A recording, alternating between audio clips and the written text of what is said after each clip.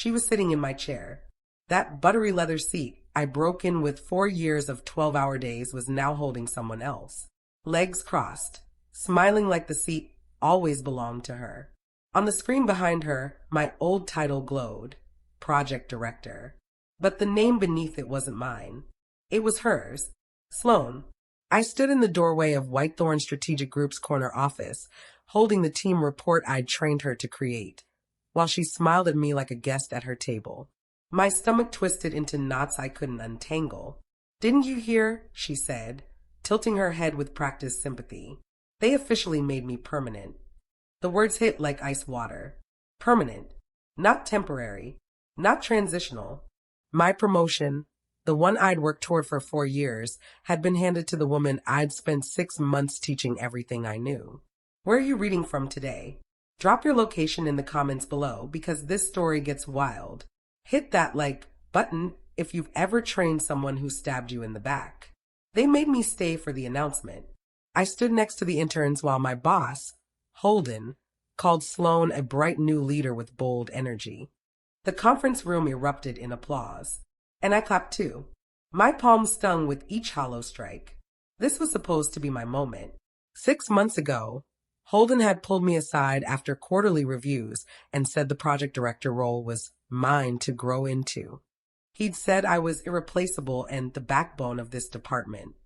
So when Sloane arrived as a temporary consultant, I'd welcomed her, helped her, covered for her mistakes, shared my templates, my client relationships, my strategies. I trained the woman who just stole my job. After the announcement, Sloane hugged me in front of everyone. "Thank you for everything," she whispered. "I couldn't have done this without you." She was right. She couldn't have. And that's exactly why she had my title, while I stood there swallowing rage and pretending to celebrate. My name is Veraine Rhett. I'm 34 years old, and until 2 weeks ago, I was the senior-most project lead at Whitethorn Strategic Group, a Fortune 500 consulting firm with polished branding and snakes in silk blouses. I wasn't flashy. I wasn't loud. I was the person who made the trains run on time, who closed deals others couldn't touch, who turned chaos into revenue. My clients trusted me. My team respected me. My work spoke for itself, or so I thought. But none of that mattered when Sloane showed up 6 months ago with her Harvard degree and her practice charm. She didn't just want to learn from me. She wanted to become me. And I'd been too naive, too focused on being a good mentor to see it happening. Now she sat in my office, used my strategies, managed my team, and smiled like she'd earned every bit of it. But here's what Sloane didn't know. I'd already started building my plan, and she was about to learn exactly what I never should have taught her. They rewrote history. Suddenly Sloane was stepping in to offer relief during a critical delivery window. Suddenly my contributions were hard to quantify, and my leadership style was difficult to scale. I sat through a feedback session where Holden explained they needed someone with next-gen leadership skills and fresh perspectives. When I asked what that meant, he'd shifted in his seat uncomfortably. "You've been here a long time, Veraine. Maybe it's time to evolve." Evolve. As if my 4 years of consistent performance, my spotless client retention record, and my mentorship of half the department meant I was outdated. I smiled through the entire conversation, nodded at appropriate moments, thanked him for his honesty. Then I walked back to my desk, logged into my secure files, and started documenting everything. Every email, every project file, every timestamp showing who created what. If they wanted to erase me, they'd have to do it with evidence screaming my name. She kept my training binder on her desk, the one I'd made with color-coded tabs and sticky notes in my handwriting. She didn't even bother removing the notes that said, "Ask Veraine about this," or "Double check with V before sending." I watched her reference it during a client meeting, reading my exact phrasing about stakeholder alignment like she'd coined the term herself. The client nodded, impressed, while I sat 3 chairs down taking notes like a junior analyst. That's when I realized something terrifying. Sloane didn't understand what she'd stolen. She could perform my strategies, repeat my language, and mimic my presentation style. But she couldn't generate original thinking.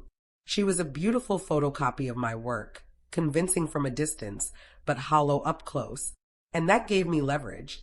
because eventually someone would ask her a question she hadn't rehearsed. Eventually, she'd face a problem I hadn't already solved for her. And when that moment came, I needed to be ready. The invasion started small. She began calling my clients directly. Just to sync, she'd say, looping me in afterward like a courtesy. She started assigning tasks to my analysts, people I'd hired and trained, giving them direction that contradicted mine. She looped herself into my status updates, replying before I could, rewriting my reports to match her tone. My space, my systems, my voice were being erased bit by bit. Every day I came in to find my influence shrinking, my access narrowing, my presence becoming optional. So I made a decision. I stopped showing her everything, started keeping my best strategies to myself. When she asked for help on the Pemberton account pitch, I gave her a template, but not my best one, not the version that had closed 4 similar deals, just something adequate, something that would work but not shine. And I started watching closely, waiting for the cracks to appear. I changed my approach entirely, started documenting everything in duplicate. Every Slack message, every missed deadline she quietly buried, every decision she made without proper approval.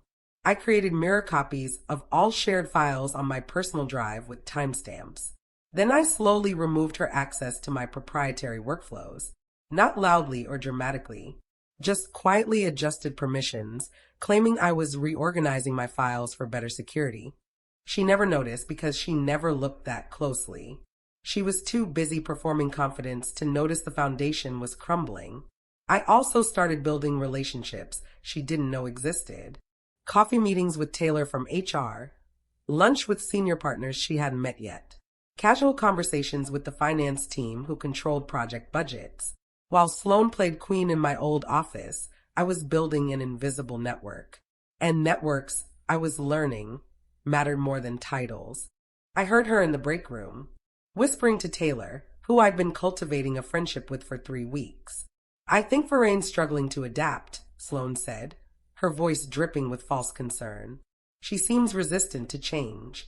Maybe the transition was harder than we thought. Struggling. That's the word she chose. As if watching your life's work be claimed by someone else was a personal failing, not theft. As if my resistance to being erased was evidence of weakness, not self-preservation. I stood just outside the door, coffee cup in hand, listening to her rewrite my story. Then I walked in, smiled warmly, and joined their conversation about weekend plans. Sloane's face went pale for just a second. She knew I'd heard, but I acted like I hadn't, kept my voice light and friendly, and left after 2 minutes. Because I'd learned something important. Sloan feared me, and fear made people sloppy. Sloan pitched a new workflow model to the executive team. I recognized it immediately. It was mine, something I'd been testing privately in a sandbox project, but never rolled out officially. She must have found the draft deck in our old shared drive. She presented it like a revolutionary idea. Her voice confident, her slides polished. The VPs loved it. Holden beamed. They approved a pilot program with our second largest client, Hartwell Industries. But here's what Sloan didn't know. That workflow had constraints. Specific technical requirements I discovered through testing. Requirements she didn't understand because she'd only seen the pretty presentation, not the months of trial and error behind it. 2 weeks later, the pilot failed spectacularly. Data integration crashed. Client deliverables were delayed. Hartwell's CEO called Holden personally to complain. And everyone blamed me because my name was still on the original draft. Until I quietly shared the timestamp folder showing every iteration, every failed test, and every warning note I'd written about implementation risks. Holden called me into his office. "Let's not make this political, Veraine," he said, leaning back in his chair with forced casualness. "Sloan's still learning the ropes. You're seasoned. You understand how these transitions work. Help her land softer next time." I stared at him, understanding clicking into place. They didn't want truth. They wanted peace. And I was easier to manage than their shiny new hire who they'd just promoted in front of the entire company. Admitting they'd made a mistake would mean admitting I'd been right, that I'd been overlooked, that their judgment was flawed. So instead, they were asking me to clean up her mess and stay silent. I smiled. I'll take that under advisement. Then I went back to my desk and filed a formal request for an internal performance audit, citing concerns about project attribution accuracy and workflow documentation standards. Not an attack, just a reasonable request for clarity. Let them try to deny it. I started coaching Sloan again. On the surface, everything looked normal. Try approaching it this way, I'd suggest during meetings. Make sure you verify those approval chains. I was helpful, patient, supportive. Everything a good colleague should be. But I was feeding her poison fruit. When she asked for my input on the Redmond pitch, I gave her a strategy that looked brilliant on paper, but required technical knowledge she didn't have. When she asked for templates, I provided ones that worked but weren't optimized for our new compliance requirements. Nothing was wrong enough to be obvious sabotage. Everything was just slightly off, requiring expertise she didn't possess to execute properly. And when pressure mounted, when clients pushed back, when deadlines loomed, I stepped back. Not obviously. I was still available, still responsive. But I stopped saving her from her own gaps. I let her build on shaky foundations, and I waited for gravity to do its work. She missed a major deadline. The Weston Group deliverable, a 40-page market analysis due on Friday, didn't arrive until Monday. But instead of owning it, Sloan blamed Kieran, a junior analyst I'd mentored for 18 months. She told Holden that Kieran misunderstood the scope and failed to communicate delays. I was copied on the email. Kieran was devastated, but I'd been prepared for exactly this. I pulled the complete email thread showing that Sloan had never sent Kieran the final project outline, despite him asking 3 times. I had timestamps showing she'd been out of office the entire Thursday before the deadline without delegating coverage. She'd lied, boldly, carelessly, publicly. I didn't send the evidence to Holden immediately. Instead, I scheduled a clarity meeting to discuss team communication protocols. And during that meeting, I casually pulled up the thread on the conference room screen. Holden went very quiet. Sloan went very pale. And Kieran got an apology. The cracks started showing everywhere. Her team grew quieter in meetings, their eyes flickering to me when she gave direction. My former analyst stopped looping her into decisions, coming directly to me instead. She snapped at the front desk assistant for a scheduling mix-up. Missed 2 critical QA syncs. I heard her crying in a huddle room on a Tuesday afternoon. And then came the moment I'd been waiting for. She knocked on my desk, makeup slightly smudged, and asked if I had just a quick minute to review her client deck for Pemberton. Her voice was small, uncertain, stripped of its usual confidence. I said yes, took my time reviewing every slide. And then, very gently, I flagged 5 compliance violations that would have torpedoed the entire proposal. You'll want to fix these before submission, I said, my voice kind. She stared at the notes, then at me, and I saw understanding dawn. I could destroy her with a single intentional oversight. And she finally knew it. I met Taylor from HR for coffee. We'd been building a genuine friendship over the past 2 months, so the conversation felt natural. Purely off the record, I said carefully. Have there been other concerns about leadership transitions? Taylor stirred her latte, choosing words carefully. I can't discuss specifics, but let's just say you're not the only person who's raised questions about documentation and attribution. She didn't say more. Didn't need to. The way her eyes flickered told me enough. Before I left, I casually mentioned that I'd organized all my project files with clear version histories and timestamps. Just good practice, I said with a shrug. Makes audits so much easier. Taylor nodded slowly. That is good practice. I wish everyone was that organized.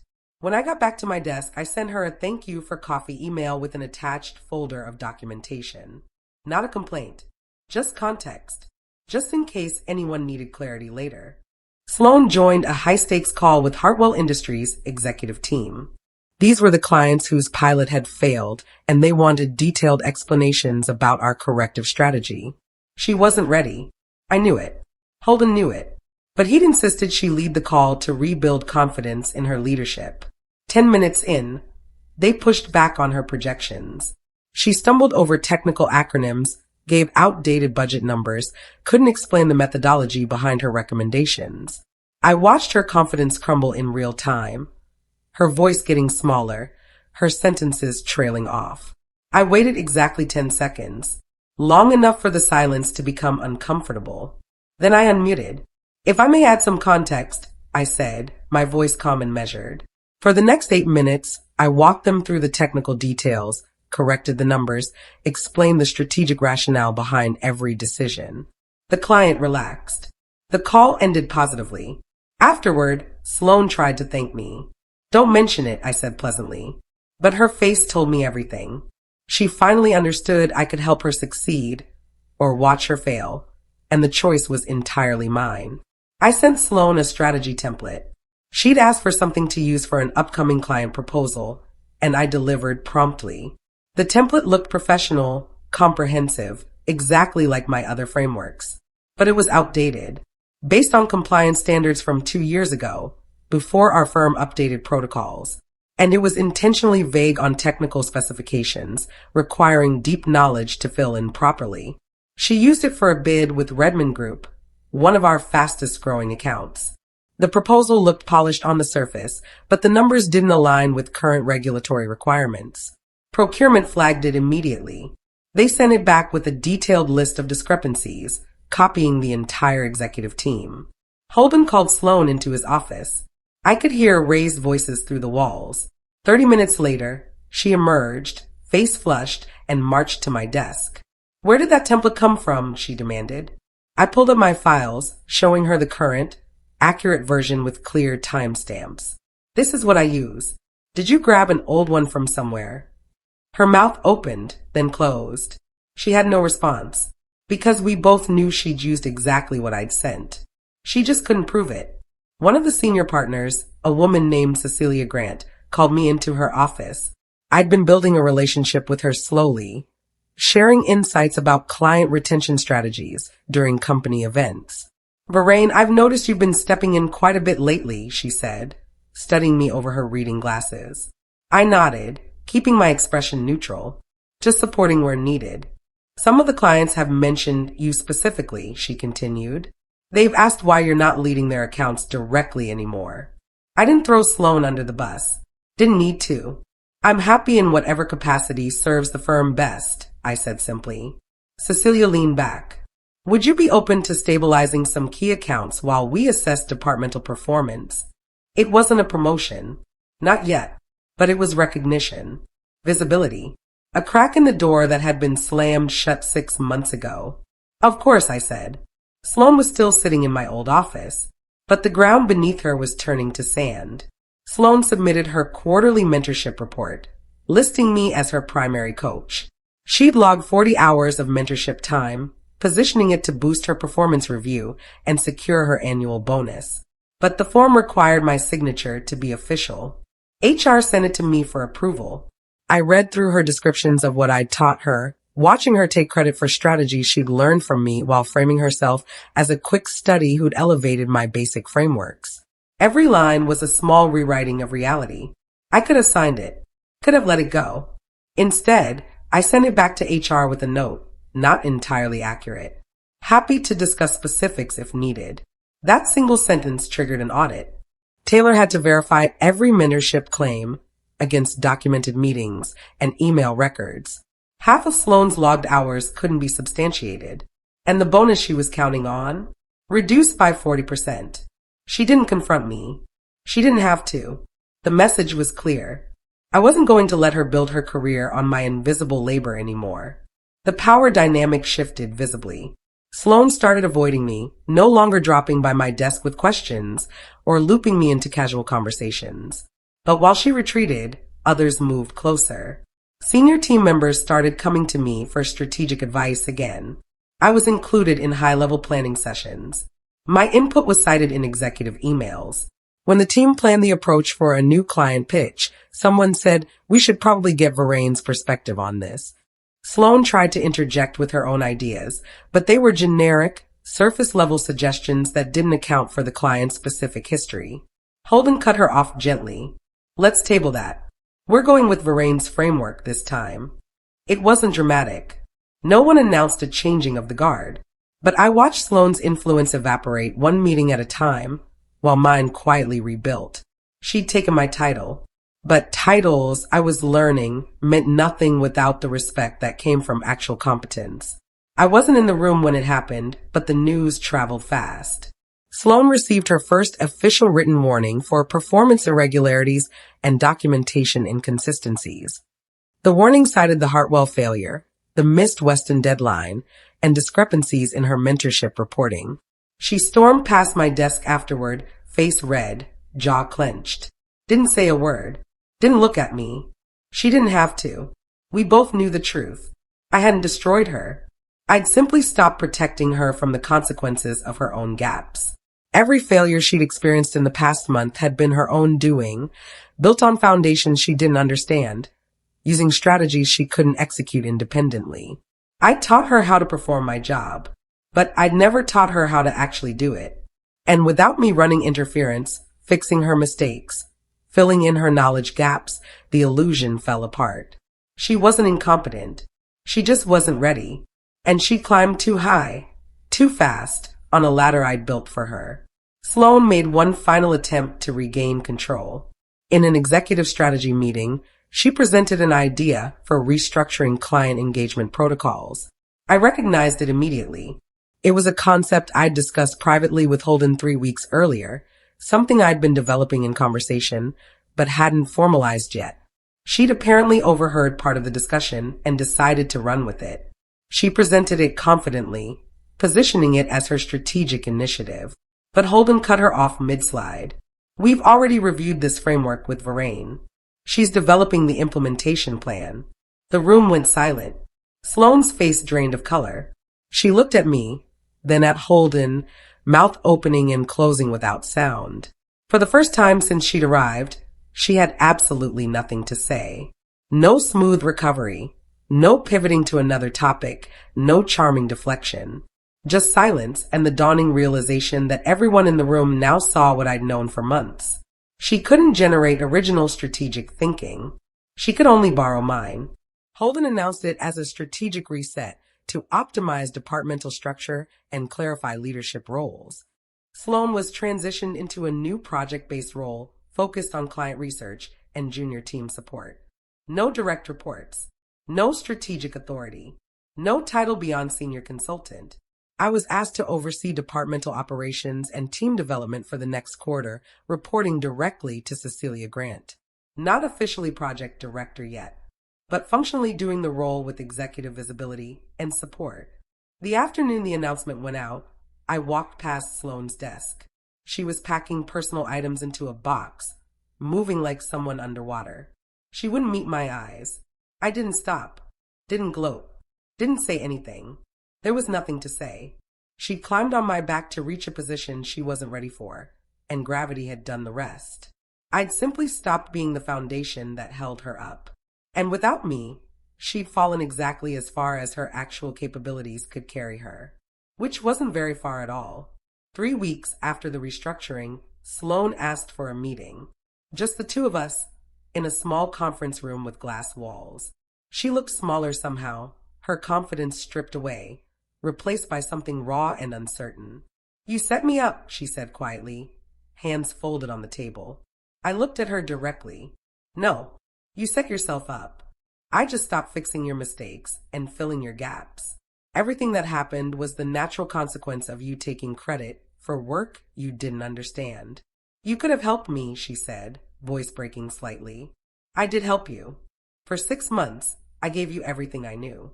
You just used it to replace me instead of learning from me." She had no response to that. We sat in silence for 30 seconds that felt like hours. Then she stood, smoothed her skirt, and walked out. 2 weeks later, she accepted a position at a smaller firm. The announcement said she was pursuing new opportunities. We both knew the truth. They gave me the title in November. No big announcement, no company-wide email.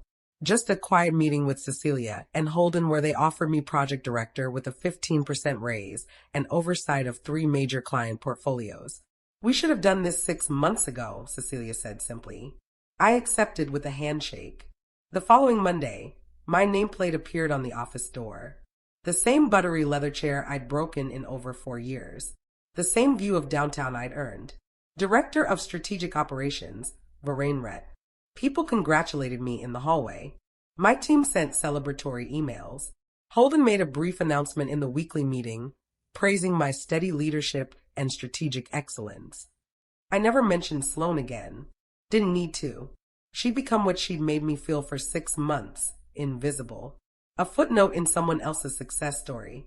The difference was I'd earned my way back into visibility. She'd borrowed hers and lost it the moment she couldn't fake it anymore. Looking back, I realized Sloane thought she was learning my strategies, my systems, my shortcuts to success. But what I eventually taught her the hard way, was something no template or framework could contain. You can't build a career on borrowed competence. You can't lead with performed confidence and no substance. You can't take credit for work you don't understand and expect to survive when the pressure comes. She stole my methods, but not my work ethic. My presentations, but not my depth. My relationships, but not the trust that built them. And when she finally stood alone without me to lean on, the gap between her performance and her capability became impossible to hide. I didn't destroy Sloane. I let her destroy herself by removing the scaffolding she didn't know she was standing on. My name is Veraine Rhett. I'm 34 years old, project director at Whitethorn Strategic Group. And the most important lesson I learned wasn't about revenge. It was about the difference between taking someone down and simply letting them fall. I didn't push her. I just stopped catching her. And sometimes that's enough.